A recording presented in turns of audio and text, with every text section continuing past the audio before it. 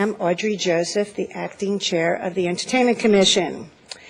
July will mark the 10th year of the Entertainment Commission, and we, as an industry, have come a long way.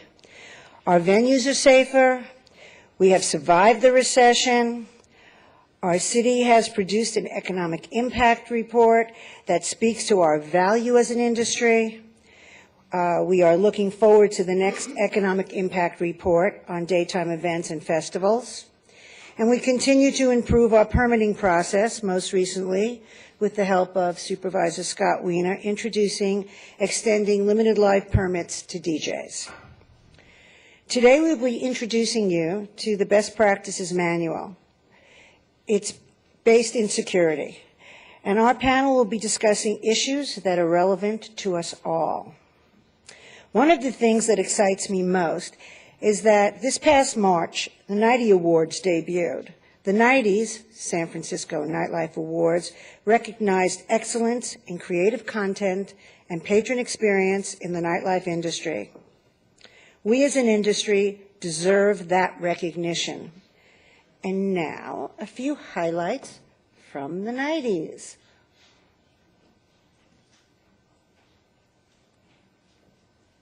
Welcome to the 2013 NITE Awards, produced by Sight and Sound, supported by the Recording Academy San Francisco chapter, the Grammys, California Music and Culture, CMAC, and the San Francisco Entertainment Commission.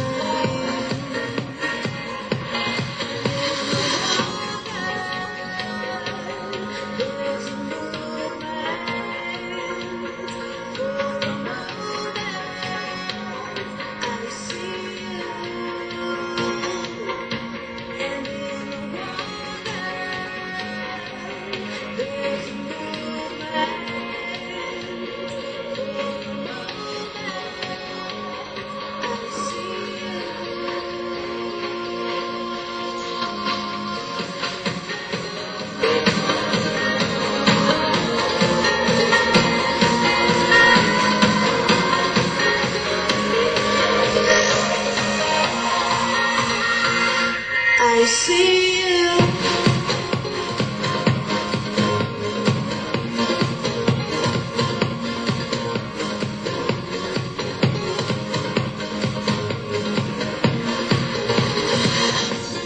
When our hearts cry,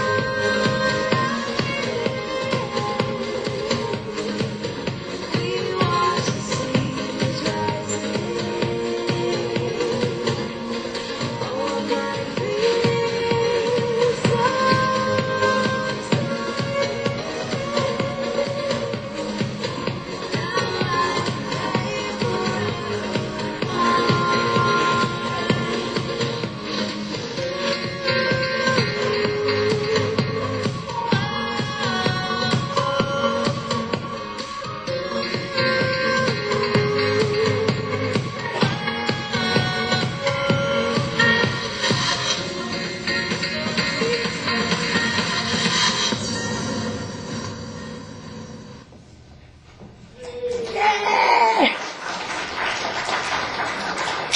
I don't know, some people think the highlights was our Vanna White, Kenji Westover in his dresses. I kind of thought it was Jocelyn Kane in her hat.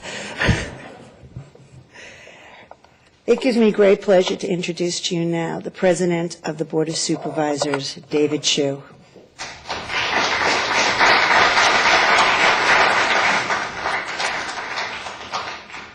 Thank you, Audrey. And I am sorry to have missed that 90s party. I need to make sure I go next year. I wanted to come and just briefly say a word of thanks and encouragement for what all of you are doing working with City Hall to move forward in creating a vibrant, a healthy, and a safe nightlife. As I think many of you know, when I first came into office during my first year, there was a shooting that involved 8 victims on Van Ness at the Regency Theater right off the Polk Street corridor. There was a horrible set of shootings that happened around Club Suede and Fisherman's Wharf. There was another homicide that happened related to nightlife violence in the North Beach area. And that started, as many of you will remember, some difficult conversations that initially pitted residents and neighborhoods and law enforcement against the nightlife and entertainment worlds. And because of the work of so many of you here in this room, I think we have moved what had been a much more confrontational situation politically into one where we have much more collaboration, much more cooperation, and much more creativity when it comes to brainstorming. And I want to thank those of you who worked with my office to make sure that we gave the Entertainment Commission the powers that it needs to enforce our rules. I want to thank those of you in this room, as well as representatives of CMAC, that gave to my office ideas and how we could make sure that our party promoter world would be successful and work well, to make sure that folks that operate parking lots near our entertainment venues would also be responsible partners. All of these could not come from the work that all of you are doing with our Entertainment Commission staff to make sure that we are working together and moving in the right direction to ensure that we have the most successful and the best and most exciting nightlife in the country. I'm really excited about the fact that within a few short months, we're going to be kicking off the America's Cup in my district. And hopefully we're going to have some of the most amazing parties to entertain millions of folks around the globe. And as we proceed, I think we have to make sure that we are taking everyone's interests into account, all stakers into account. I also want to say thank you to those of you who have been working with my office to address the situation along Broadway.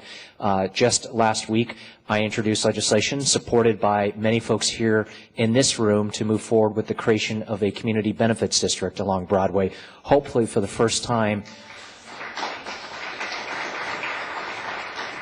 Hopefully for the first time, again, bringing our nightlife operators, our restaurateurs, our small business folks sitting at the same table with our neighborhood residents, again, to make sure that we have a nightlife along Broadway and around the city that is vibrant, that is healthy, and that really represents the best of what the second 5 to 9 economy stands for. So I just wanted to come and cheerlead you on and say thank you for that. And I know my colleagues and I, we look forward to working with all of you to accomplishing this vision for the future. Have a great afternoon.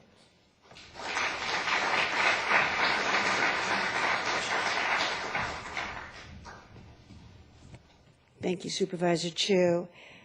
Well, there's been some changes at the Entertainment Commission staff. Crystal, our longtime secretary, is on maternity leave because she had a little girl. And taking her place, filling in for her, is Nagar. Nagar? So when you call the office, you might get Nagar. We also have, as many of you know, I think he disappeared because I hear his voice outside. There he is. Our inspector and sound technician, Vaj Grinelli. Show your face. There you are, back of the room. Nicholas King left as deputy director, and instead, we now have the fabulous, the wonderful Ms. Cammie Blackstone. Come on up. So this year at this summit, we've introduced something new and different for all of you to participate in. And Cammie's going to explain it and introduce it to you. All right, we're trying to keep everybody engaged and involved. My new job, in addition to being deputy director, is Question Queen. So you all may have got those little yellow cards when you came in. Those are our trivia question cards. So I'm going to ask a series of trivia questions. It's not a pop quiz. As we go through the program today, and you write down the answers, and you can win delicious prizes. So the first question, and since there's a lot of bar people out here, I know that you'll get this. Out of all the places that sell draft beer in San Francisco, The number one seller is AT&T Park. Who comes in at number 2? Don't shout it out, just write it in, and if you, at the end of the program, you can turn your cards in, and you can win the fabulous prizes. So AT&T is number 1. Who comes in at number 2 for selling beer in San Francisco? Okay, so we're going to do trivia questions all through the program. Okay, I'd now like to bring to our stage Supervisor Scott Wiener.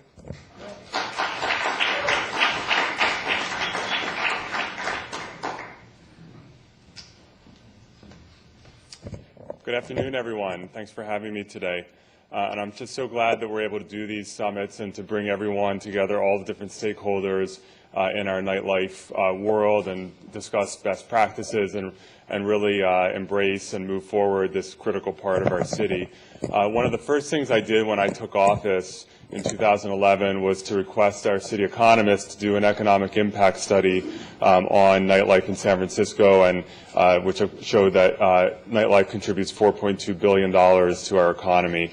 And a lot of times we at City Hall, as making policy, have treated nightlife as a nuisance to be managed and cabined. And the purpose of that study, among other things, was to make clear that this is an important economic sector, generator of jobs, of tax revenue, a way for young people and working class people to earn a good living, and serve so many economic purposes for our city. And it's something that should not be treated at all as a nuisance, but as a key part of our economy. But I want to really stress that nightlife, of course, is not just a terrific and strong economic driver in our city. It's really part of the cultural heart of our city.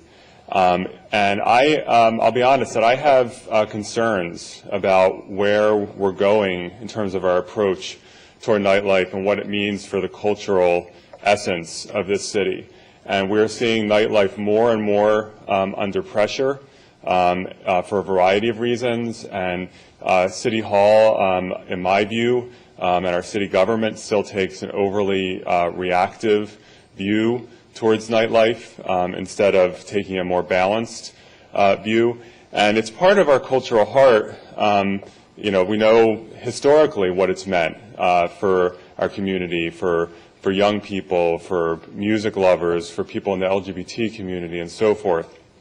But we're at a crossroads, and we have to make a choice about whether we want to be a city that continues to attract young people here, whether we want to be a city that wants to continue to attract the creative class here, creative, whether they're writers or whether they're tech folks. But the reason why this city is a place where so many people have always come is because we have those cultural resources, including nightlife. And if we continue on the path where we are, which is to put continuing pressure on nightlife, making it harder and more complicated and more expensive for anyone to actually offer nightlife to our city, we're going to suffer in the long run, and we'll become a beautiful and very quiet city, very peaceful for everyone, but it won't be the interesting place that it is today. And on the San Francisco political spectrum of either liberal or more liberal or really, really liberal, we're all on one of those scales. By the San Francisco standards, I'm probably considered a fairly law and order kind of guy. I'm probably not by national standards, but certainly by our city standards. And I'm very supportive of strong law enforcement in our city. I'll be honest that I think that when it comes to nightlife, we view it too much from a law enforcement perspective. And although law enforcement is a critical stakeholder and component of any good nightlife policy, I think that law enforcement is playing too dominant a role. And it seems that every time we try to do anything, the first question is about law enforcement as opposed to law enforcement plus these other four things. And I think we need to take a much more balanced approach in that respect. We also need to empower our Entertainment Commission to do its job. And I actually have legislation that will be heard at the board tomorrow that will, in addition to extending limited live performance to DJs and creating new permits for outdoor music, the legislation will also increase the enforcement powers of the Entertainment Commission, granting them more flexibility to be able to effectively manage the industry, deal with problems quickly and effectively when they come up. And I think that by having a more effective Entertainment Commission, which has made great strides, and I know it's going to make even more, we're going to be that much the better for it. So I look forward to working with everyone, and again, thank you for having me today.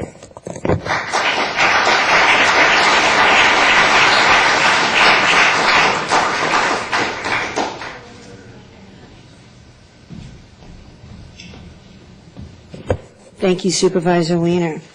Well, it's that time again. Where are you, Cammie? Sorry. By the way, Audrey Joseph, everyone, your acting president of the Entertainment Commission. All righty. We just heard from 2 members of our Board of Supervisors. As everyone knows, there are 11 members on the Board of Supervisors, but only 2 supervisors have played on stage in San Francisco in rock bands. So your question number 2 is, who are the 2 supervisors who have been in bands in San Francisco and played on stage? Okay, so 2 supervisors out of 11. We need just their names. Thanks. All right. Next up, so we invited the head of the ABC here tonight, Jacob Applesmith, but he wasn't able to make it. So instead, we have Chris Albrecht, who's coming up, who's going to make a statement for you guys. And then if you have questions, we're going to open it to Q&A. There's a microphone right down there at the bottom of the aisle. If you have questions, please feel free to come on up and ask them. But keep them brief. Good afternoon, everyone, and thanks for having us here today. Director Applesmith sends his regrets for not being able to be here. He's in Los Angeles today, handling some business for the governor under the other hat that he wears as a special advisor to the governor. But just wanted to, again, thank you folks for having us here today. We consider this a special day for us and plan to be part of this summit in the years to come. We truly recognize the Commission's place in this community and within our state. I oversee our Northern California field operations. Some of you might know Mike Corson, who oversees the Bay Area field offices, and then Justin Gebb, who oversees our local field office here in Sacramento. We're in our 2nd year on New Montgomery, and we are happy to be back on this side of the bay, able to serve you folks for your licensing and permitting needs without the inconvenience of having to encumber bridge toll and everything else that goes along with having to do that. We're trying to work ourselves closer and closer to being E-friendly for that kind of stuff. We're going to maybe roll out as early as next year online license renewals. It's a slow, encumbered process when you're trying to work with state government on that kind of thing because of the fact that you have to deal with contracted bidders who are going to be handling yourself, but not only yourself as an agency, a small agency like we are, but some of the larger ones as well. So finding that middle ground and making those kind of things happen is difficult, but we're trying to get there to make our business-friendly platform even that much more so for you folks as we go forward. It's been kind of an interesting year for us. As many of you probably know, medicinal marijuana is the talk of the day at the state legislature, and there's a bill pending right now that would put the ABC directly in the crosshairs, if you will, of the effort, calling on us to become the regulators of medicinal marijuana dispensaries.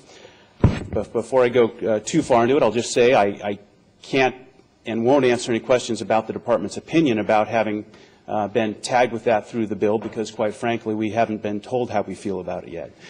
But we're working very closely with the legislative leaders on it, and the governor's office and the bill's sponsors and some of the stakeholders to have ourselves prepared in case we, on maybe as soon as January 1, 2014, have that task within our mission as a regulatory agency that's been doing something somewhat similar for over 60 years. We do feel,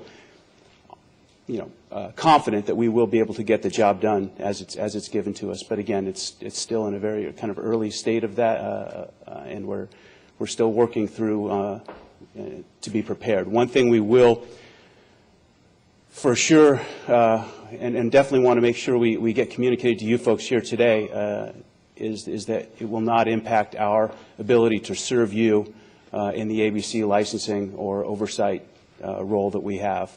We are the Alcoholic Beverage Control, and we are, as you know, funded through the ABC Special Fund through your license application and renewal fees primarily, and our role in ensuring that we are not a roadblock to developing business in that area is something we certainly keep in the forefront of our minds. So. The America's Cup races were mentioned already. We've already had several meetings with stakeholders there in the city, and the promoters and pretty much everyone else you can think of that's involved on that end of things. And we are moving forward and hope to have our ABC permitting in place so that, again, we're not impeding the incredible times that's probably going to be for this entire city. And looking forward ourselves to spending a day out there and seeing what it's all about. But there are some regulatory and legislative hurdles that we have to get through because of the uniqueness of the event with at a temporary location that's going to be there for well over 100 days. It's very unique in that aspect. But we're again working closely with everyone involved, and we think it's going to come off well from a regulatory standpoint. That's about all I had today in terms of ABC's spot in this thing. Again, we want to thank you for having us part of this summit. It's a great honor to be here. This is really a unique thing for us, in that we find ourselves more commonly at odds and having to react to specific issues when we're invited to these things. So we love to be here on the front end of them, and to be involved with issues as they're live and in front of us, and hope that we can be part of solutions for everything that concerns you folks. Thank you very much.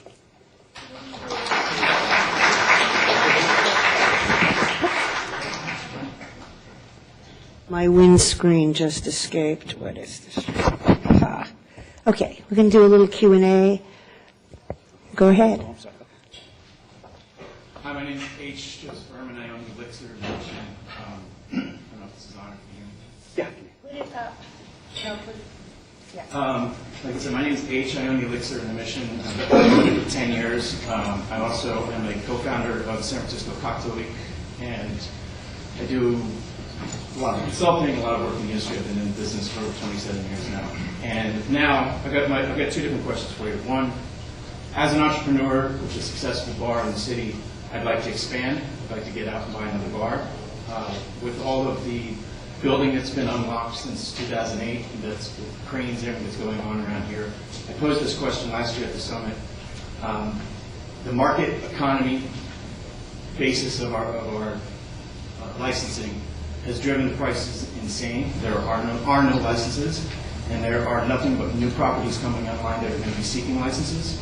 Last year I was told that the solution was up to me, as a bar owner, as a citizen, to try to push my legislators to create new licenses.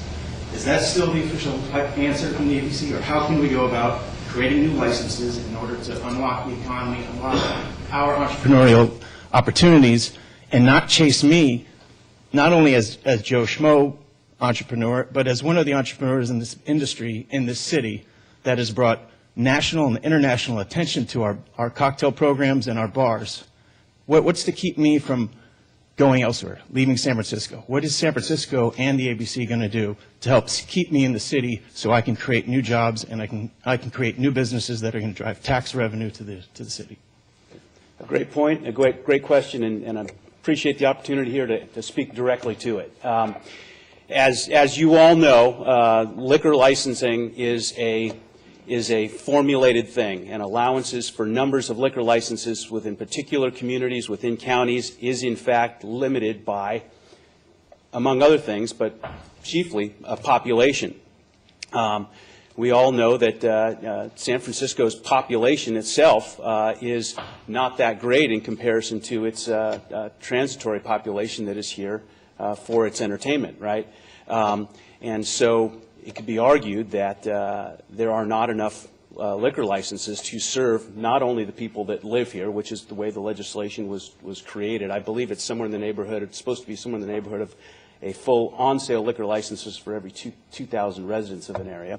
But the hundreds of thousands of people that come over these bridges and from these highways and off of airplanes into this place to be entertained for the wonderful food and for the nightlife that's here. And so, yes, one could argue that the formula doesn't work for something like this, and there should be exceptions to it. There have, in fact, been several legislative efforts over the last decade for some different tourist-based economies to have additional liquor licenses allowed for it. Napa, I believe, was the last. I believe there's a pending bill for Marin County for the same, sponsored by legislators from those areas. We, the department, the ABC, have been really completely hands-off any kind of position or opposition to those kinds of things.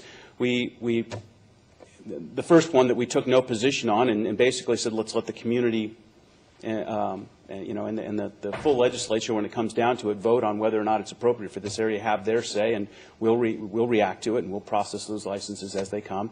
And there haven't been any problems in those communities to date on us facilitating those things.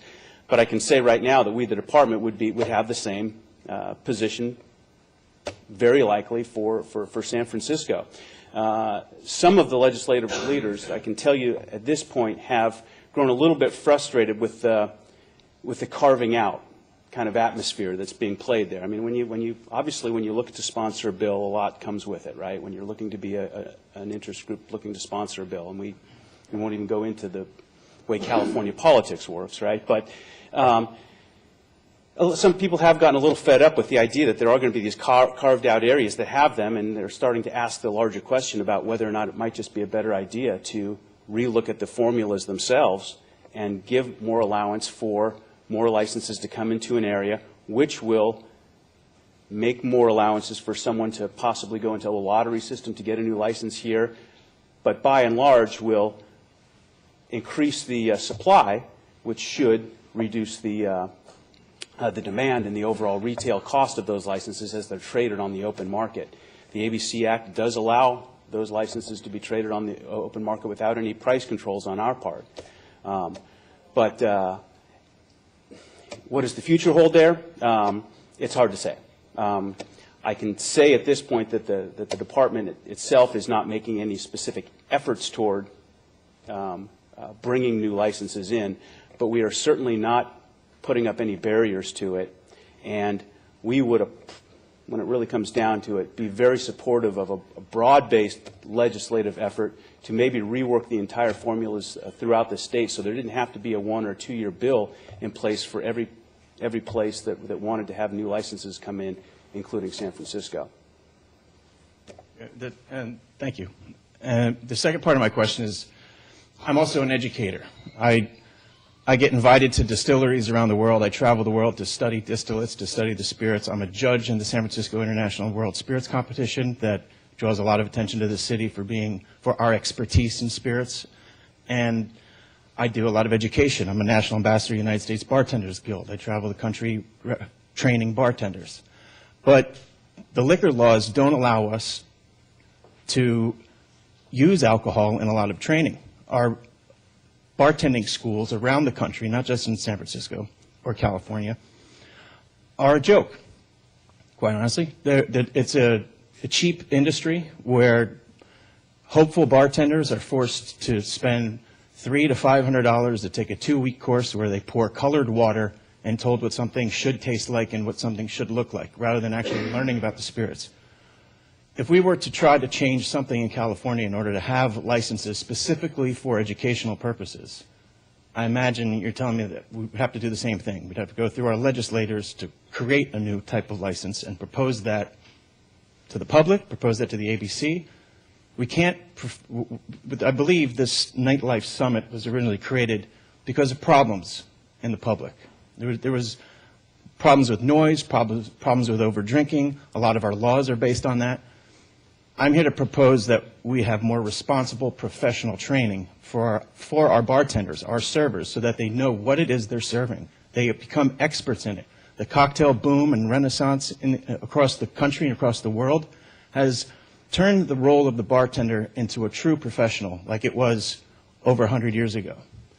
And now that professional bartender's hands are tied in their own trade training because of these archaic laws. How do we go about changing that? Sure. I think the challenge that you're describing comes from that essentially the whole notion of where you can have and where you can drink alcohol, and the idea that one of these courses or presentations or events would, whether or not it would constitute a public, something that was open to the public, or whether it was essentially amounting to a commercial use of alcohol. And,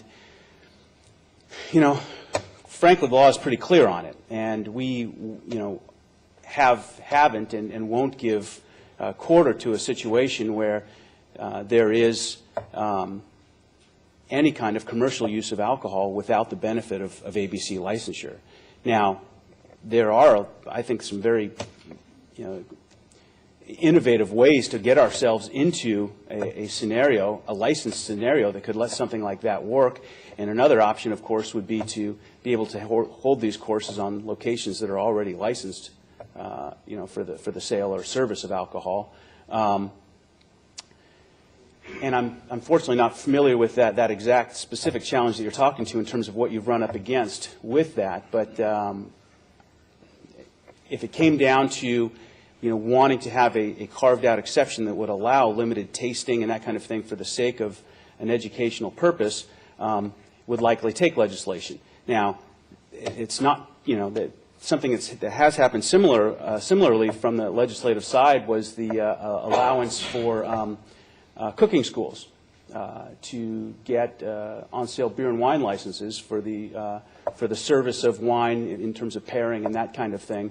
At a location that didn't have to be a full-service, sit-down, traditional restaurant. That was sponsored and made it through the legislature fairly easily over the last couple of years. So I would probably say that a similar effort, toward the furtherance of the art of cocktailing itself would probably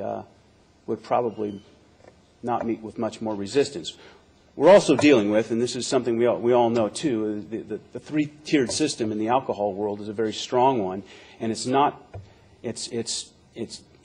no stronger within the industry than it is from the liquor side. There are exceptions that run out from the wine side, and beer is working its way toward a lot of easing away from the strict three-tiered tied house restrictions that have been in place for a long time, but it's pretty strong on the liquor side still. So any kind of effort on that end is always going to run up probably to more resistance than from the other two sides of the house.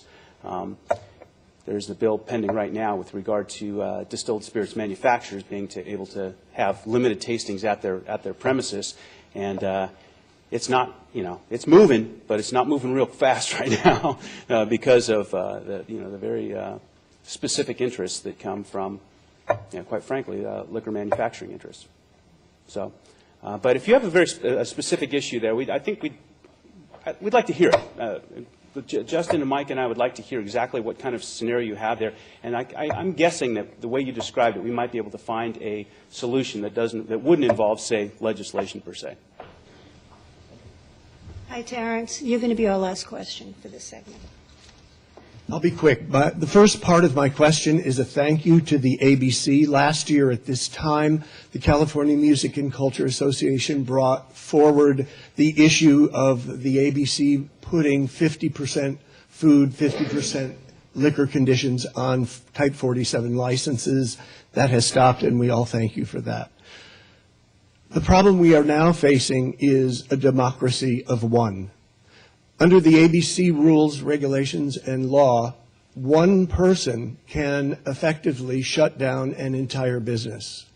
And we are seeing that occur in San Francisco, especially as new people move in with a new set of expectations, different values, different backgrounds, and suddenly they're confronted with a city experience, and that one person can shut down a business.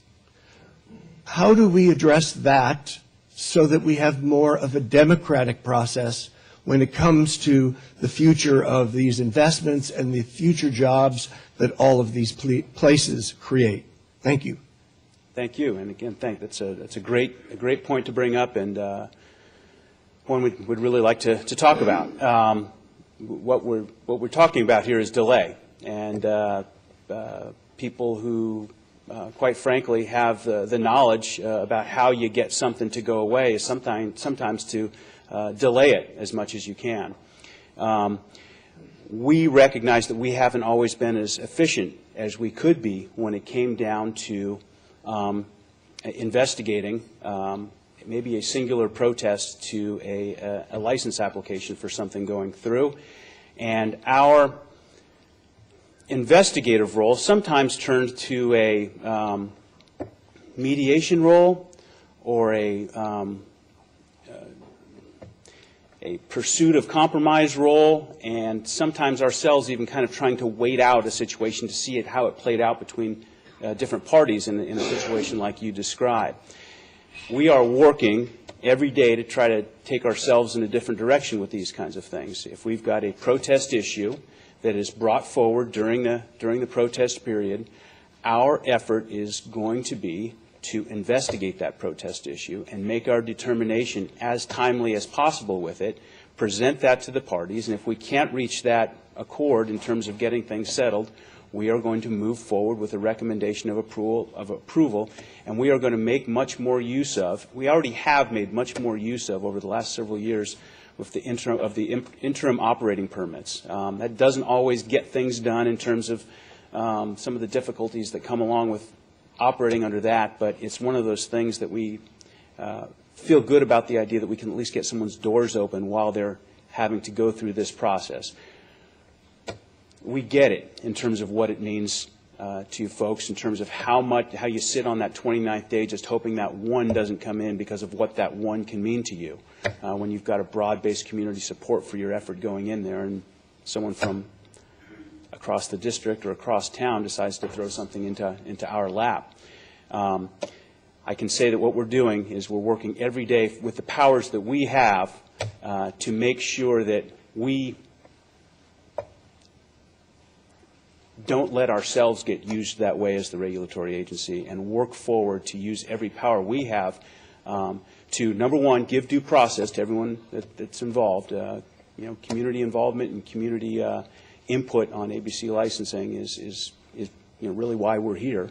But we also recognize the industry that's developed from folks that are recognized. We call them professional protestants. That's the way we call them in our field offices. Oh, it's this person again. But we are obligated 100% to address the concerns that are raised within whatever they submit to us and give them their day.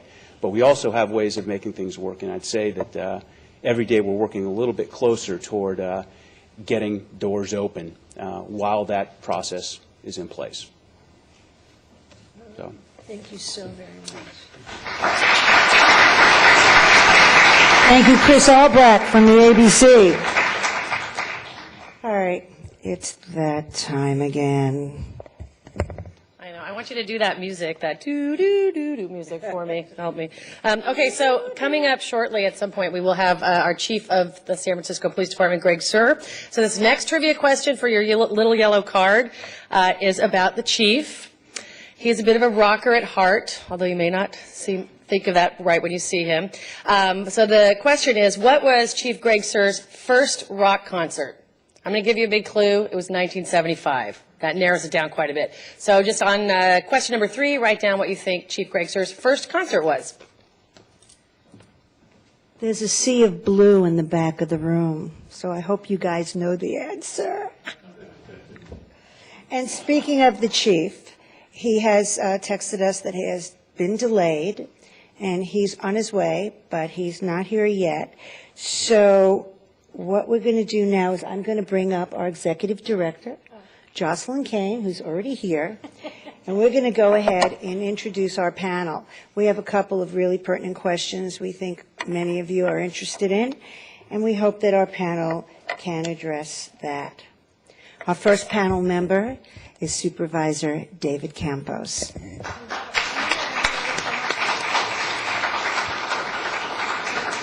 Our second panel member is Rich Van Cole from the ALU unit. You're here.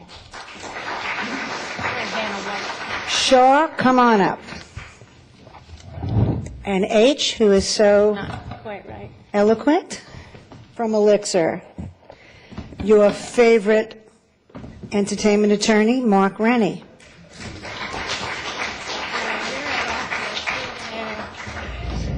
And last but never least, Barry from DNA. Come on up.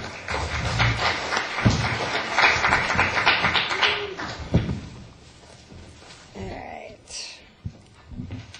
You have nothing to say? I just want to say thanks for coming, you guys. I hope we're keeping you awake. We're going to throw some questions at these panelists, and then we're going to open it up for your questions. We're not screening them this time.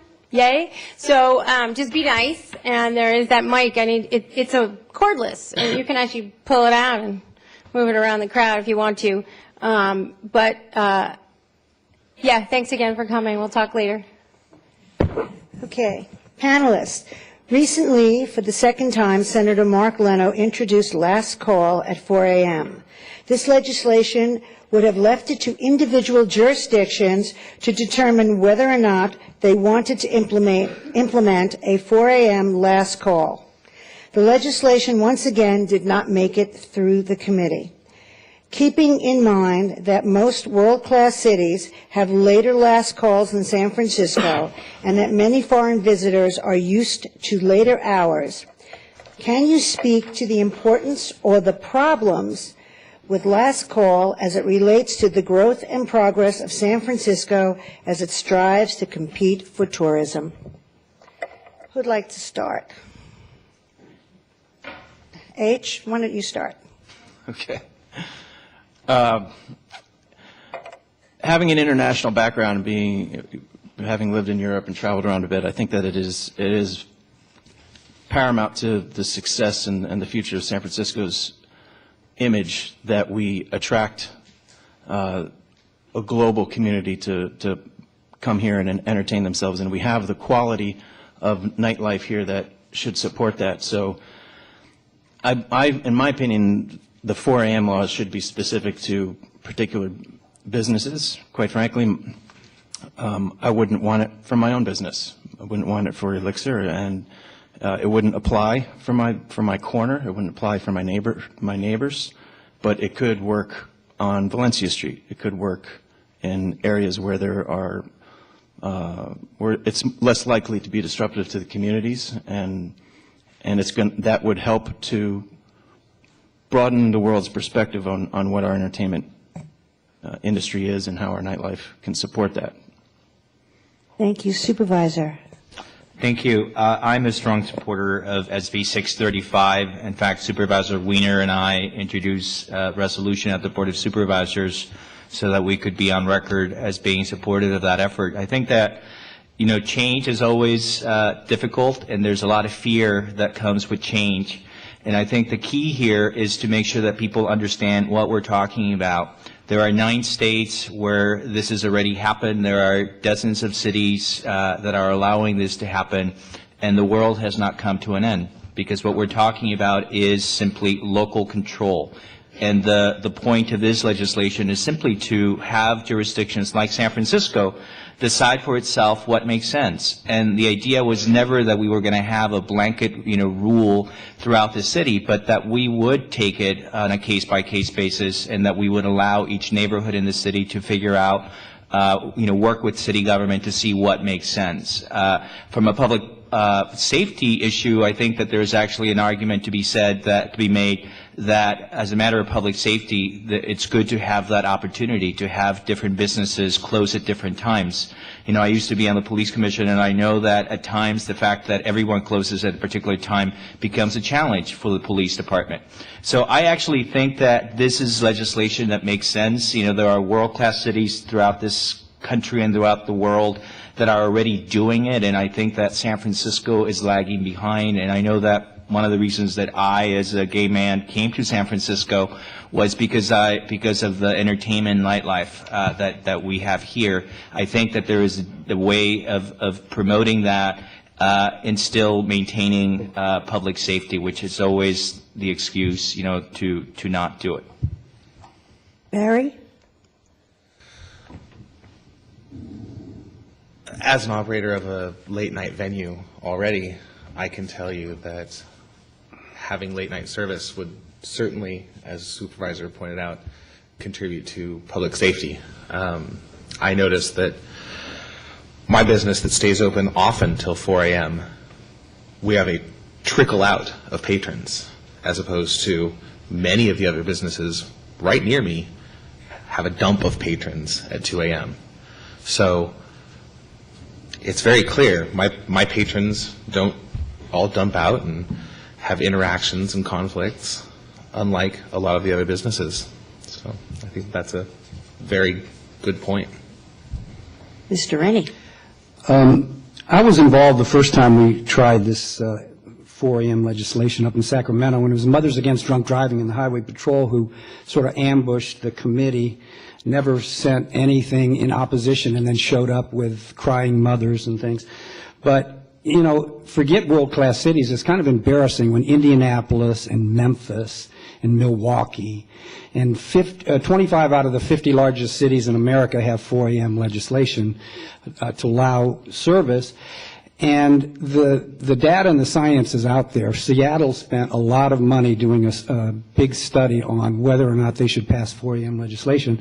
And what it turned out was drunk driving fatalities go down, a lot of alcohol problems go down. There's a lot of positive stuff that comes out of this. And I've also owned a large nightclub in the 80s south of Market, and I can tell you between 125 and about 145, people are slamming down, oh, give me 2 shots, boom, boom. And then they're walking out at 2 a.m., and I don't think that's the way you want to do business. I think you want to give them alcohol, let them slowly trickle out, and that's exactly what Barry said is exactly what's going to happen. And I think it's going to make it a lot easier for the police. It's going to be more cabs on the street to take people who are inebriated home. It's going to be a lot of positive things. That said, I don't think you want to put it out in the Richmond. I don't think you want to put it in residential neighborhoods, but certainly large entertainment venues will attract, a lot of customers and bring in tax dollars for the city if we do this. Okay, Shaw. Strictly from a security perspective, we have our biggest problems at the end of the night. Most venues will have the same issues that we face. We're flooding the streets with drunk people. We're flooding the streets with more people at one time than any other time throughout the night. And it's taxing on law enforcement, it's taxing on security, it's taxing on the neighborhood. So having a staggered approach, not every venue should be able to go to 4, for example, and I agree with that.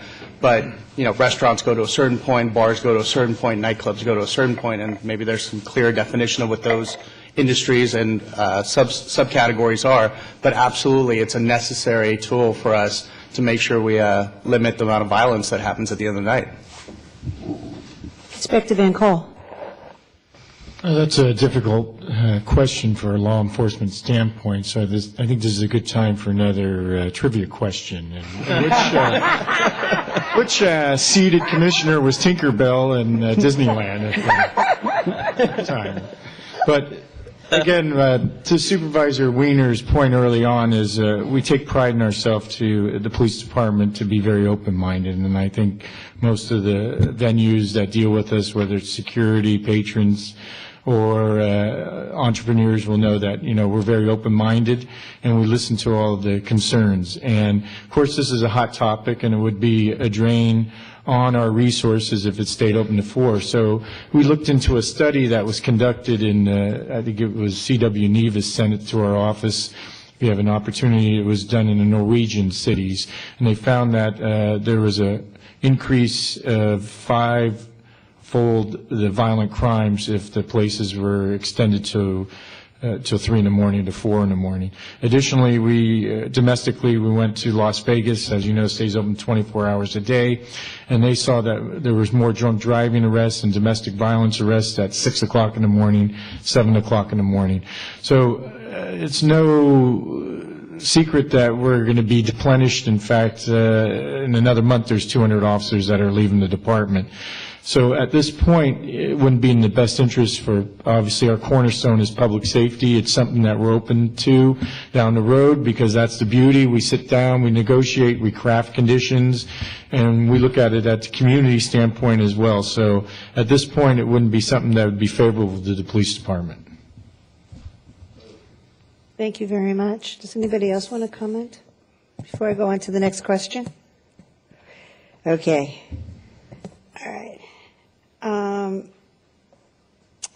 Keeping in mind our dependence on media and the recent Boston bombings and our reverence for the right to privacy, can you speak to the importance of surveillance cameras on the outside of buildings, particularly in nightclubs?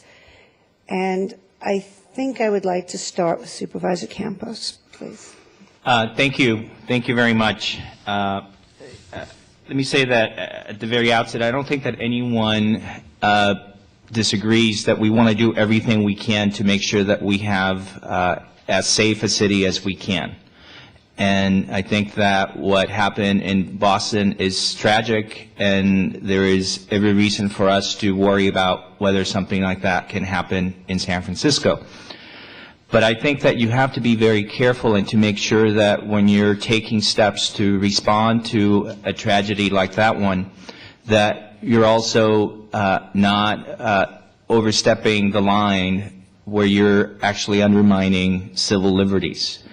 And I think that one of the unfortunate things about policy being made out of a tragic incident is that history shows you that a lot of that turns out to be bad policy. And so I personally don't have a problem and would like to see that there is availability of the kind of footage that we had in Boston. We know that the cameras in that case did save lives and prevented another incident from happening. I do think, though, that you have to be careful in terms of how that information is used by the police. And I've had this conversation with Greg Sir, and I think he is mindful of that and understands that you want to have rules so that if there is a need for the footage, that they can go to court and request it, and that can happen very quickly so that there is no time lapse between an incident and when something takes place.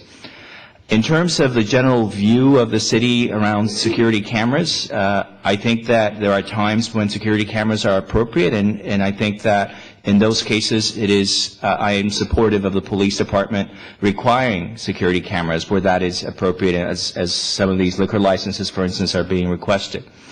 What I have had concerns about, and what I think Supervisor Wiener has also had concerns about, is a blanket rule that basically says any liquor license and you have to get a security camera. I don't think that from a public safety standpoint that makes sense, because I do believe that for many businesses it is possible for them to operate without that. And I understand that maybe the availability of that footage or that information can make people's lives easier in some respects. But I think that you have to strike the right balance. And so what we're trying to do and what we're in the middle of is having a discussion with the police department so that we have a situation where security cameras and surveillance cameras are needed, that is required. but not so where it isn't. And one thing that I have found is that if you engage the business community in a dialogue, that there will be, in fact, many businesses that will decide to have these cameras on their own. But I think it's different to have that situation than to have it imposed by the police department. So it really is about striking the right balance. And I think that there are many reasons why having cameras makes sense, but there are also many reasons why we have to be thoughtful about this.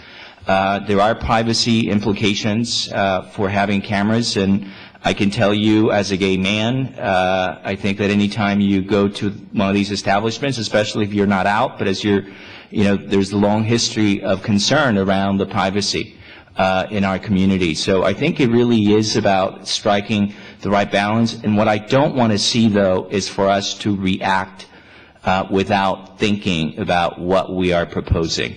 And if anyone should be able to strike that right balance between public safety and privacy, it is San Francisco. And that's what I'm hoping for. So Supervisor, given your statement, would you be against the requirement for cameras on the interior of clubs as well? I think that as a general blanket rule with all businesses, I would be against that. We can have a conversation about whether or not clubs are unique enough that requirement should be instituted. But again, the question for me would be, what is the data? What does it show? Where is the need? I'm open to having that discussion, but I think that making a blanket rule that it's not driven on facts is dangerous. So I would engage the police more in really knowing what the facts around that really are. Thank you. So Barry, I know that you have some very strong opinions on surveillance cameras. Would you like to share? I'd love to share them. In 2010, there was an attempt to make it a condition, make a law to have nightclubs have security cameras. And our mayor made a very clear statement that that was not something that our city wanted. Also, if the police department wants footage, there are legal ways to go about getting footage if it exists. Putting a condition on a permit to sidestep those laws, those processes, it's not good for our community. If the police department wants to have cameras outside of my business, let them engage the community and let them do it themselves. I'm not interested in participating in surveillance on my patrons. So do you think that small businesses should bear the cost or not bear the cost of cameras instead of the city bearing the cost? I think any business that wants to have cameras in their business, and there are plenty of times where that can be useful. Having cameras on your registers can save businesses thousands of dollars from internal theft. If you believe you attract a clientele that is potentially violent or damaging, graffiti costs, you could have many reasons to have cameras. If a business wants to do that, install their cameras and use them, they should bear that cost. If footage exists that law enforcement wants access to, there is a process that allows the law enforcement access to that. So if a business wants to install cameras, absolutely they should bear the cost. But having law enforcement require cameras, that cost should not be passed on to the business. Mr. Rennie. I have very mixed feelings about cameras, but I tend to sort of lean towards what Barry's talking about. We seem to be careening willy-nilly towards a society that is a total surveillance society. Now, you have the Fourth Amendment to the U.S. Constitution, and we're sort of crossing the line now between reasonable or video surveillance in public being a reasonable part of the policing or the police action, and then you get into the unreasonable police infringement of the Fourth Amendment. And let me read you one of these conditions just so you know what we're talking about, and I've probably seen 20 of these things in the last 2 years. But if you have a conditional license, and pretty much everybody does in San Francisco, you petition the ABC to give you a conditional license.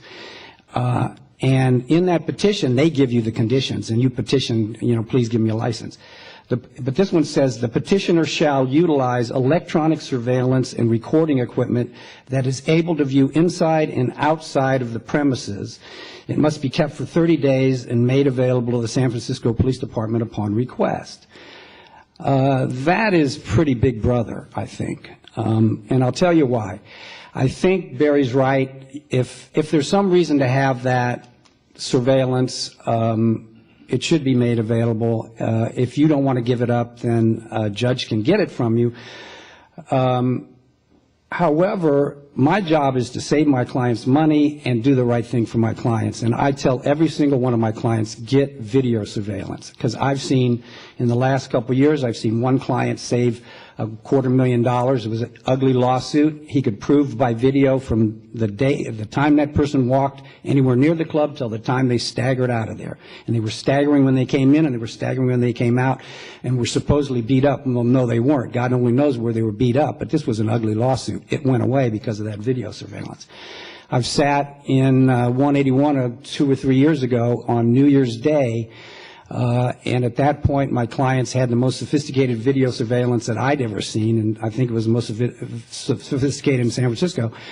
And there had been a homicide down the street on New Year's Day early, and this video surveillance was able to go outside, isolate a camera, zoom in on the person who walked into that off-sale liquor establishment, and pretty much finger a murderer. And I think that murderer's off the street. So there's really good reason to have video if you have a place. But where I draw the line is this part about is to be kept for 30 days and made available to the San Francisco Police on demand. Wrong.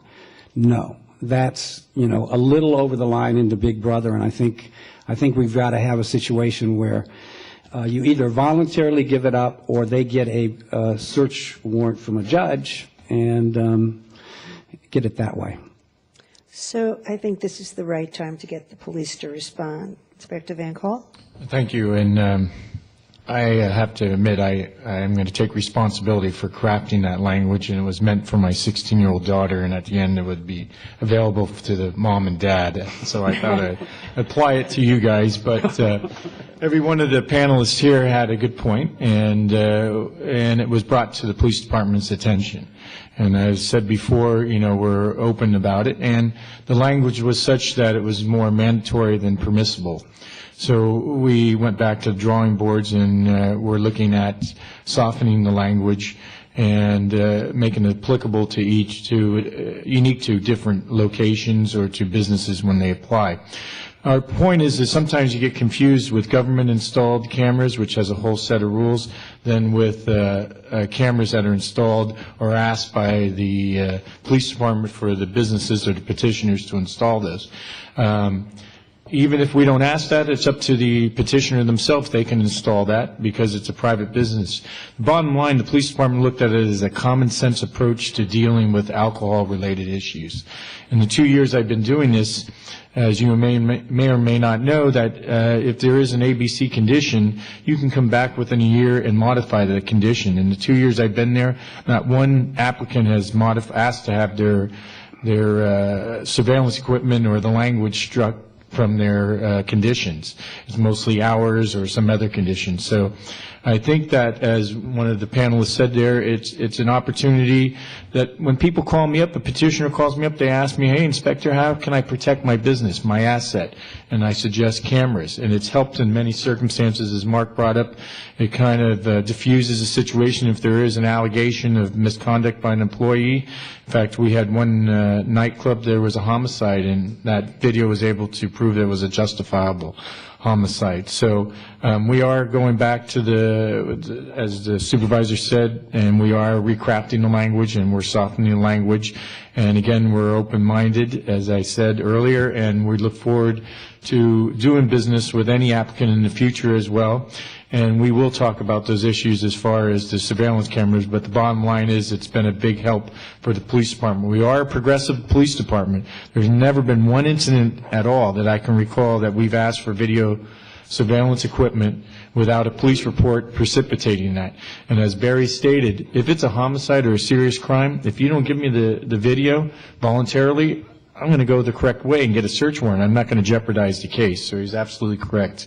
So we ask for you guys to volunteer and surrender the tape when it's applicable. Thank you, Inspector Van Cole. Unfortunately, you have been outranked.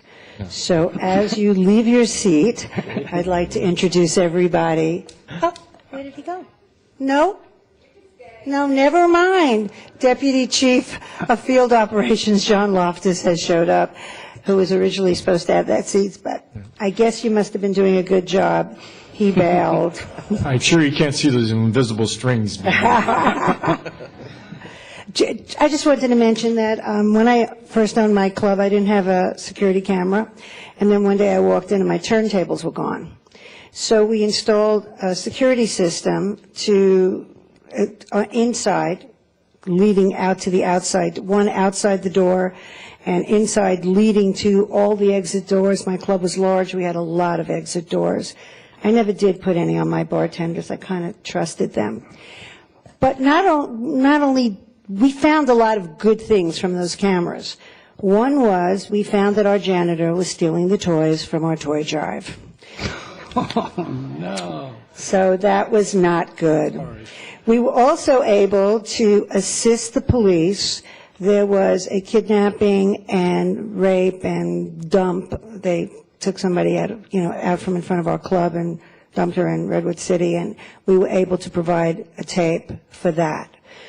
But even better for me was the time the woman sued me for spraining her ankle because my bleachers weren't safe, and we had video of her walking in the club perfectly fine and walking out of the club perfectly fine.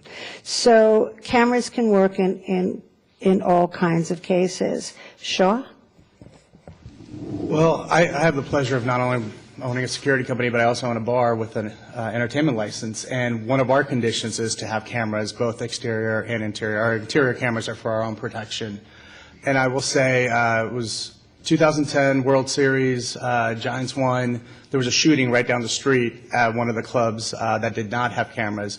And this is where we get to be, we get to help out our own industry and our own community and make ourselves look that much better in the eyes of law enforcement. We were able to provide video footage of one of the potential suspects in that homicide. So it does benefit us. There are issues of Fourth Amendment rights. I get that. But we've all, as bar owners, we've all dealt with the person that says, oh, I slipped and fell in your bar, or your security mishandled me when I was being carried out. Video footage will help address that and will help eliminate that complaint most times if your security is doing the right thing. So, you as a business owner has to make that decision and say, how strongly do I believe in my customers' right to privacy versus my business actually being viable and successful. And I think there's an easy balance in there, and cameras will definitely help.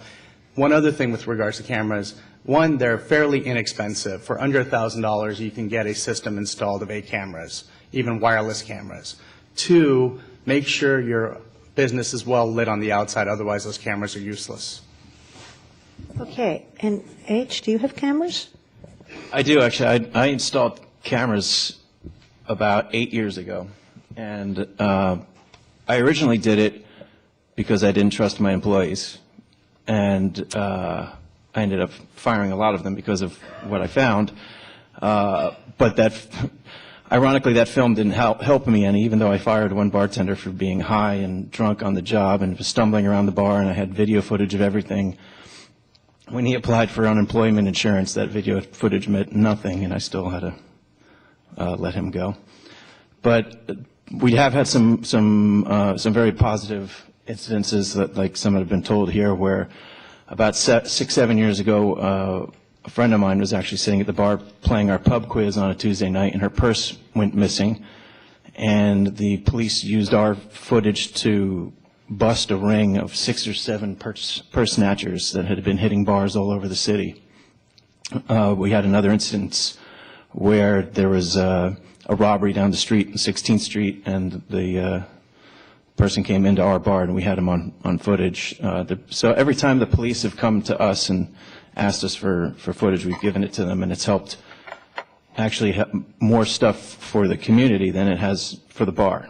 And like it was also said, they are cheap. I would say as a bar owner, I highly recommend them for your own business to help. Just, you don't even have to really ever use them until something bad happens, but just having that eye on your staff will keep them honest, knowing that they are being watched, even if you don't look at the footage. They even sell dummy cameras, but that doesn't do much. But you want to make it look like they're being watched more, have one camera, put a bunch of dummy cameras around. But I don't agree that it should be imposed on anybody. It should be your own business decision, and I think it's a wise business decision. Okay. So I would like to just stop for a moment, and if you don't mind, and then we'll take questions of the panel. Our chief of police is here, Greg Sir, who missed the trivia question that was asked about him. And I'd like to call him, come on up. And I'd like to call him up to address you at this time. And then we'll open up the floor to questions and answers. And as he's making his way to the podium, one of the things, I hope you all got one of these. This is, okay, on the way out, everybody pick up one of these. This is the San Francisco Entertainment Commission's Safety and Security Best Practices for Nightlife. Our breakout groups today will be on this pamphlet. And there'll be a breakout group for owners and managers and one for security. And this has got a lot of really good stuff in it, and plus it's really pretty. Thanks to our commissioner, Al Perez, who did this. Okay, so now I'd like to introduce you to Chief Greg Sir.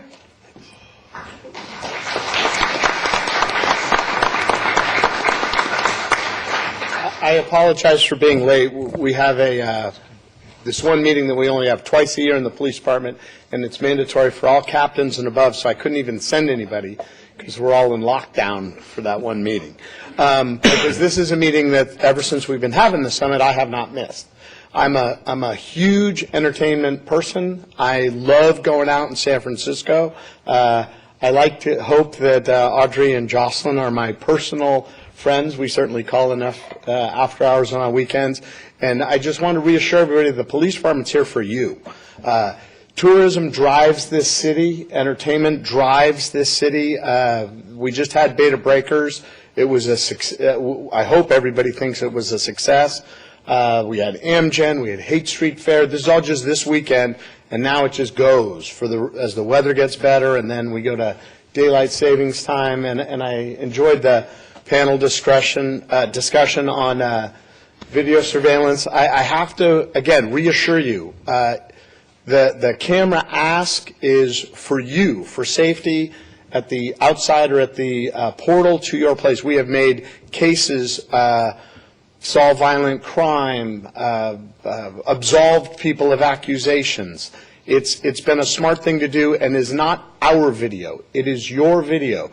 We cannot come and take your video. If you want to give it to us sooner rather than later to help us get that case made sooner rather than later, we would appreciate it. Otherwise, we have absolutely no problem to protect you and the ask via search warrant. We're good at it. It doesn't take that long, and we won't ask unless we have probable cause to do so. I don't want anybody to think that this is about Big Brother watching or trying to get in anybody's business. This will be after the fact, only to solve whatever happened, to make sure that it doesn't happen again, to keep your patrons safe, and the image of nightlife and entertainment in San Francisco as something safe that people want to come to, so that this town continues to just boom, because for however long the recession was here, it sure seems like it blew by. The mayor just announced unemployment in the city is at 5.4%, and a ton of those folks are working at your clubs and restaurants, and we appreciate it at the police department. So we're at your service. We're making gains on Broadway. I know we have our evenings when it's a little dicier. We appreciate the support of the Board of Supervisors and the mayor in getting it done.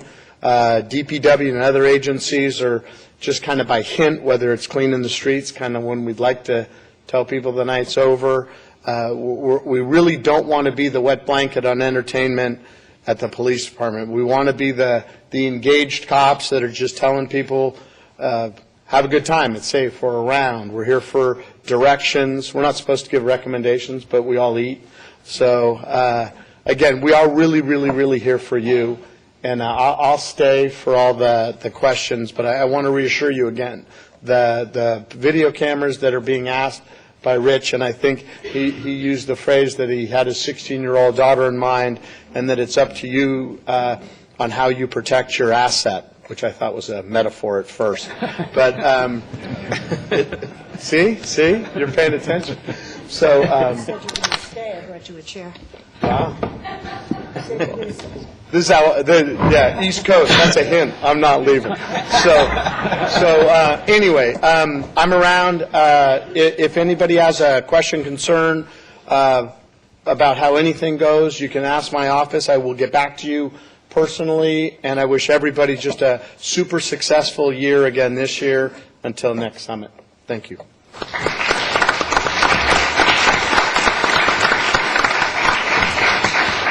I have to say that Greg Sawyer is one of the most approachable chiefs of police we've ever had. So, and also, I understand that Tadish Grill, which is San Francisco's oldest restaurant, is now opening one in D.C., and that it is the Tadish Grill is a direct descendant of your family? Well, I'm a direct descendant Of Tadish Grill. Was it your grandmother? That's that? Yeah. So Greg's grandmother was Tadish Grill. So he's been in the business before he was born. Okay. So unless someone from the panel wants to make further comments on either the last call 4 a.m. or the cameras, anybody? I'll open the floor to questions. Come on up, one at a time, keep them short. Hello, Barry. I'm Barry Toronto. I'm an advocate for the club owners and club goers, and I'm very concerned about the security camera issue because the Board of Supervisors nixed the idea of making a requirement to get an entertainment permit by having these security and surveillance cameras. The police had to go another route by then making it a condition on the liquor licenses, and it really disturbs me. And the question and I have is the whole issue about the having access to the videos. That the Fourth Amendment and also the Fifth Amendment is the clubs should not have to incriminate themselves by automatically giving up the videos, and that's my concern. Is how can we create the balance of having the videos available to the police at the same time of not making it a point of where the club has to be put in a position where they may be considered for some violation or some crime or some fine. So there has to be some way the law says that these videos cannot be used solely for creating a fine or creating closing down a club or a venue for what the police saw in the videos. So again, thank you for your question, Barry. No, Barry forever. The the videos would be after the fact, after a criminal offense, and it is not compulsory on the owner to give up the video. The owner can ask, and is completely within their rights, their constitutional rights, to ask that we get a search warrant, and a judge would be the referee and final decider on whether or not the police department could indeed have the video. And if the judge says you don't have probable cause to ask for that video, then that's that. If I may add, this is a very important issue, and in the context of liquor licenses, just so you know, the request is heard by the Board of Supervisors. It actually comes before the Neighborhood Services and Public Safety Committee that I chair. And what we have seen is we have made it clear that we want to work with the police department on the right language for those cases where indeed a security camera should be required, but also to make it clear that where it isn't required, that in fact it is a choice. Because one of the issues that I have seen is that for some owners, they have felt that even though the language and the way people talk about it makes it seem like it's not mandatory, they feel that it's not technically mandatory, but they have to agree to it, otherwise the license won't be issued. So we are trying to get to the bottom of that to make sure that we strike the right balance. And in terms of the access to the videos, that it is along the lines of what the chief is saying. Likewise, there was language in there about continuous monitoring of the cameras. That should not be required. That's actually something that the city itself doesn't even do with the cameras that it has on the streets. So we are very mindful of that, and I think there's a process in place to address that, and we're working closely with the police to make sure that we get to the right result. Okay, thank you. Are there any other questions? Come on down. Oh, sorry, Barry, go ahead. One comment on that. Licensees should be very clear that if a condition of your permit says that you must make footage available to SFPD, and you choose to not make footage available to SFPD, is my time up? It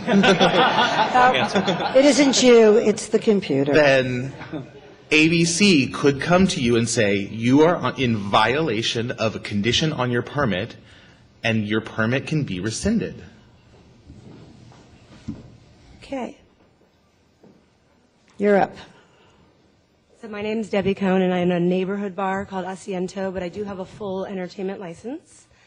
And I was wondering, I put security cameras in right away because I live in the neighborhood as well, and I know what goes on. And it's been helpful to remove drug dealing from that corner and a few other. They think my video goes all the way down the block. That's what I told the neighbors. So it's actually cleaned up quite a bit. The homeless people don't sit on my side. It's awesome.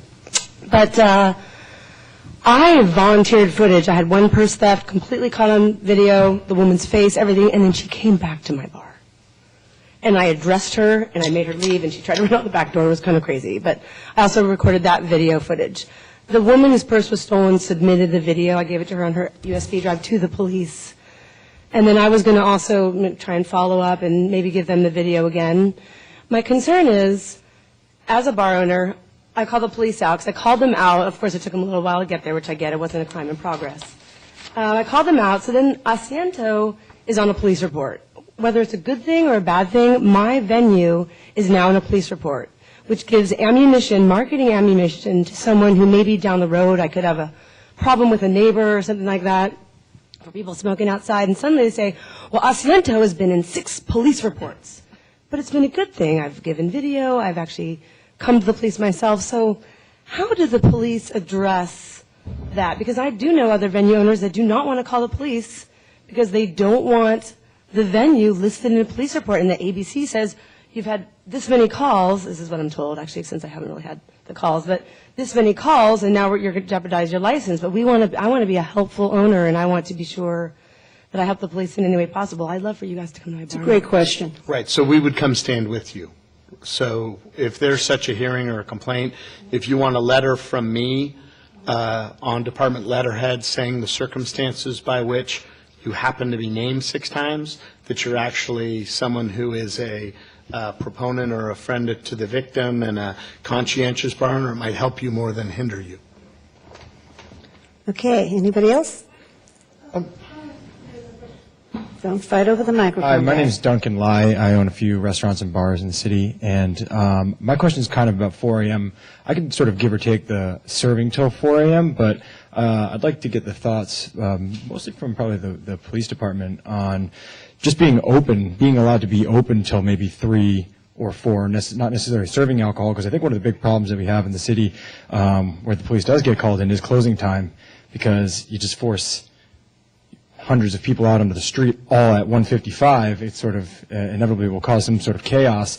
I kind of like the idea of a soft close, because eventually once you take the booze out of it, then people inevitably will go home on their own, or go try and find it somewhere else, so at their house parties or whatever. But I think that, and granted this is just a theory I have, but I think that you would see a noticeable decrease in the crime, in the complaints from neighbors, et cetera, all the things that go into all the issues that we have at closing time. So I just kind of like to hear your feedback on that. It's not necessarily about the alcohol, just. So right now the police department's down about 300 officers, 15% in staffing. To give you sort of a relative numbers, I'm often told by folks from back east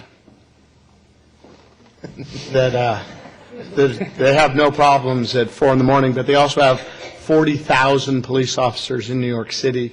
We have less than 2, and we're down 300. So it's a resource issue for us, at least for right now, having the conversation, because the daytime people, where the most people around have been dying for beat officers, officers on foot, officers on bicycles, school resource officers.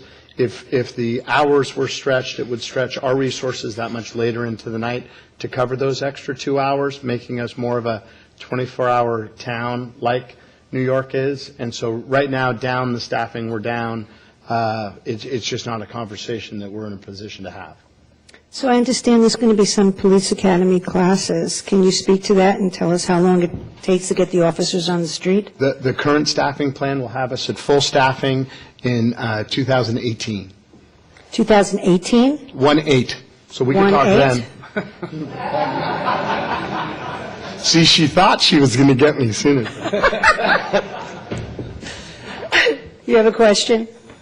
It's more of just a comment going along with the whole 4 a.m. legislature. I know you said, you're short on resources. It's also something to consider the standpoint of club employees. I work the bar staff at Slim's. I also work at Great American Music Hall. I ride a bicycle. If the show goes really late and all the bars let out at 1:30, 2 in the morning, it's like trying to get home through massive amounts of drunk people and all the clubs letting out at once, like cars, people driving drunk. It's just an issue of safety for employees also, along with patrons. And I know, Barry, you mentioned that your club gets out at 4. We're right next to you at DNA, and I know people trickle out, and I've been to 1015 Folsom where things let out at 3, and they stopped serving alcohol before that, but people kind of meander out on their own. And I guess it's just more thinking about the fact that when everybody's released all at once, I feel like it's a safety issue for employees, too, trying to get home. And we're the people that are working there, and, it's our jobs. And then it's like, fending for myself on my bicycle. I have all these lights, but it's like people swerving, and it's more just a comment rather than just a question. Right, and I know you addressed the... No, and I totally respect that. I'm sure this is a room where if we took a vote, I would be in the minority. Yeah. But and my job is to enforce the laws as they are on the books. So if the law ever changes to 4 o'clock, we will figure it out. Yeah. But in my opinion right now, if you're just asking me what I'd like to have as far as where I place my resources, the way it is right now is I believe the best that I can do for managing the resources I have. Okay. I just wanted to bring up the issue of employees also. Sure. Like all the clubs around and stuff. Part of the thing, too, if I can just interject, is, one of the things we want is the clubs to police themselves. And Shar will answer this. And we just at 2 o'clock, we don't ask people to be pushed out into the street. They have a responsibility for these individuals as they leave as well. And so Shaw and other private companies do a good job policing the streets. And we also leave it up to the individual owners on any given night, and I've said this to Duncan and other individuals as well, that take the temperature of your club. And if you don't like what's going on, then maybe you shut it down a little bit earlier, shut the music down at 12:30, so they're not all getting out at the same time. As you know, on a given any Broadway, for instance, you have different genres of music, different cultures, and so if they all convene at the same time, that's when there could be some tension.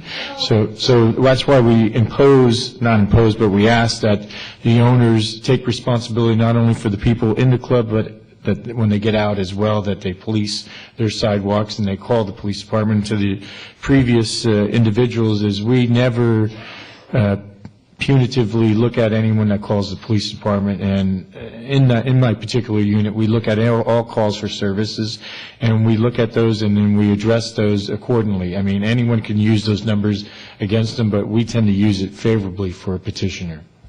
If I can add something to what the chief said, because I certainly understand the fact that staffing drives a lot of this, and I think it would be useful for us, given where we are in terms of staffing, to have a conversation of where, what would it take in terms of resources to get to the right level of staffing prior to 2018. If that's sort of where we are right now, and we're talking about making changes that could expand hours, I'm sure that this community would be very interested in working with the police department to get to that point. 2018 is a long time. But I think that to expedite the right result with staffing, there are things we can do right now, and we can have that conversation, because we are, I do think, undermining our own efforts to grow the economy, and so hopefully we don't have to wait until we get to that point to have those conversations. Okay. Barry, did you want to say something? And then Mark Rennie. Supervisor really hit on it fairly quickly as well, and that is, I was just going to ask Chief Sir if there's anything that our industry can do to expedite the staffing and the resources that might be needed to help. In light of the economic study that has been done, we can show that entertainment, nighttime activities are a huge portion of the budget. So how do we get you those resources so that we can grow that part of our economy? Well, as I've said, we have a very good staffing plan that the Board of Supervisors has been very supportive of, given the monies that are available in the city budget, and a lot of folks experienced cuts and now are asking for other things back.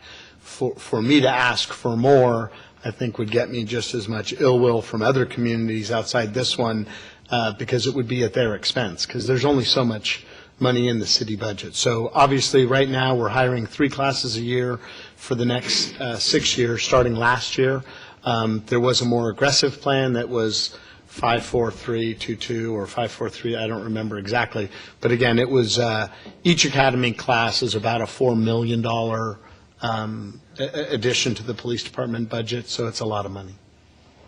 Mr. Rennie. Before we leave today, I'd like to say something to Rich Van Cole, because when Dave Falzon left a couple of years ago, and he'd been running sort of alcohol for the police department for 10 or 15 years, I was really concerned, because Dave was extremely knowledgeable, fair, level-headed and fair, and Rich Van Cole, who's leaving, I believe, in about a week from the department. He's one of these guys that's leaving with a big exodus. He has done an amazing job. I've worked with him a lot. I'd like everybody to give him a round of applause, because he has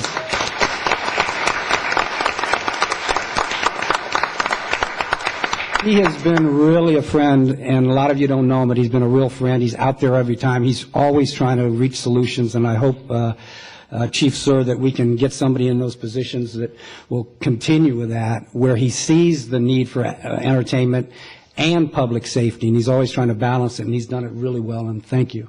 I appreciate it. So we are slightly constrained for time, and although I wanted to ask a question, of all of you about late night food. Instead, I will say that I would like to offer you all some food in our breakout sessions. So a couple of pieces of business before we go. One, please be sure to pick up these and come to our breakout sessions. We're in their rooms out in the hallway. Those of you who have been here before, you know. If not, staff will direct you. That's one piece. We have yet one more trivia question, and then a little tribute to your local trade organization, California Music and Culture, CMAC. So first, Cammie with the trivia question. All right, this is the last one, I promise. So if you still have your yellow cards, this is the 4th out of 4, last one. This year, the Entertainment Commission held the first 90s Awards. You saw the great video earlier. Who won the Marquee Award at the very first 90s Award? So I'm going to run through all 4 really quick. The first question was, who sells the second highest quantity of beer in San Francisco? AT&T Park is 1. Who comes in at number 2? Our second question was, out of the 11 members of the Board of Supervisors, 2 have played on stage in bands. Who are those 2 supervisors? The third one is about, of course, our chief, Greg Soor. His very first concert, I narrowed it down in 1975. Who was the headliner at that concert? And the final question on the Entertainment Commission's first 90 awards, who won the Marquee Award? So when you fill out your cards, we're going to be going into one of the conference rooms for food. You can put your card out and we'll see who has all the right answers, and you win a delicious treat, cupcakes. This one's for you, Audrey. Oh, yes. Just so you know, California Music and Culture, CMAC, provides all of the food and beverages for us every time we have one of these summits, and I thank you very much. Terrence Allen is here as one of their representatives. And now,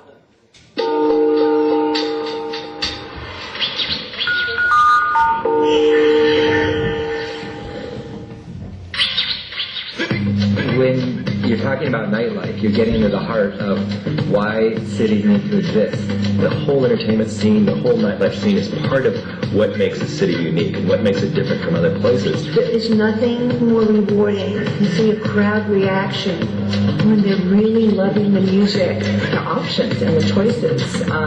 To go one night and see punk rock and another night to see folk music or blues or jazz. That's where I met my friends and my family. I met this group of people that were some of the most creative and talented forces I've ever come across. And when I met them, I was like, that's what I want to do.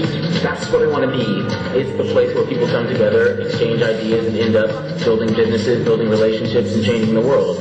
Nighttime entertainment is a massive economic driver. $8 billion are spent by visitors in San Francisco every year. And one of the main reasons that people come here is to experience the lifestyle that San Franciscans have, the lifestyle that we enjoy. The key for San Francisco to be successful in this industry in an economic way is to have that diversity of options for people, to have an active nightlife scene, to have an active entertainment scene. Club owners spend so much time trying to keep their heads above water. They want to run their businesses. They want to keep their doors open. All my friends that are in the bar industry, the nightclub industry, they're going through the most tumultuous time just trying to make a living. And it shouldn't be that difficult. This free-loving San Francisco creative grassroots band musician situation all of a sudden is facing these amazing problems and massive issues with the regulations, and I want to make sure that the next generation still can come to San Francisco and enjoy that amazing music scene that drew me here.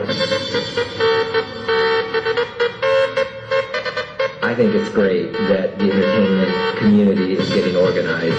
San Francisco is a really complicated place. It's really important that we have an organization that can speak on our behalf, speak strongly about the political things that influence us. They can talk to the politicians, sit with the director of the ABC, and try to make some sense where, hey, this is hurting the industry. Nightlife needs the support of city government, including the support of the police.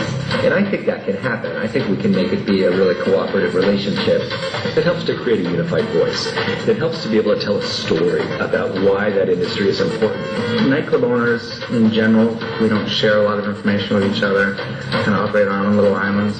If something like this had been around when I was starting out, they would have answered all my questions right away. CMAC will bring our industry together, collaboration with other venue owners, identifying best practices. I want to be a member.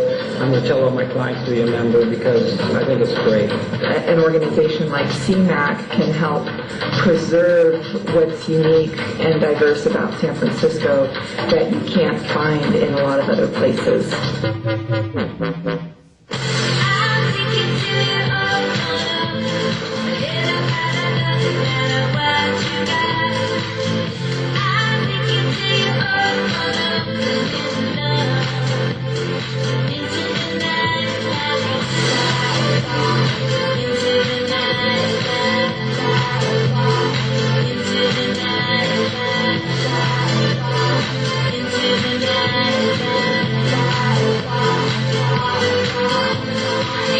San Francisco should not die when the sun goes down. I mean, the whole world doesn't end there.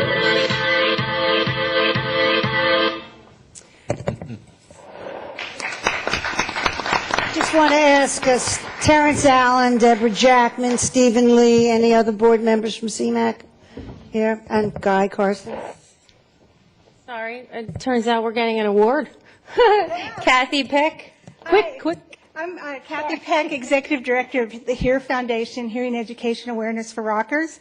And it was 10 years ago that the Entertainment Commission was formed, and also the earplug ordinance was passed. And San Francisco, because of everyone's efforts, is the safest hearing city in the nation. And I want to thank you with this award. Oh my God. And also, you rock. So, love you. Thank you. Thank you so much. I want to thank all of our panelists, Supervisor David Campos, Inspector Rich Van Cole, Shaw, Barry, H., Mark, and Chief Greg Sir. Thank you so much. And we'll see you in the breakouts.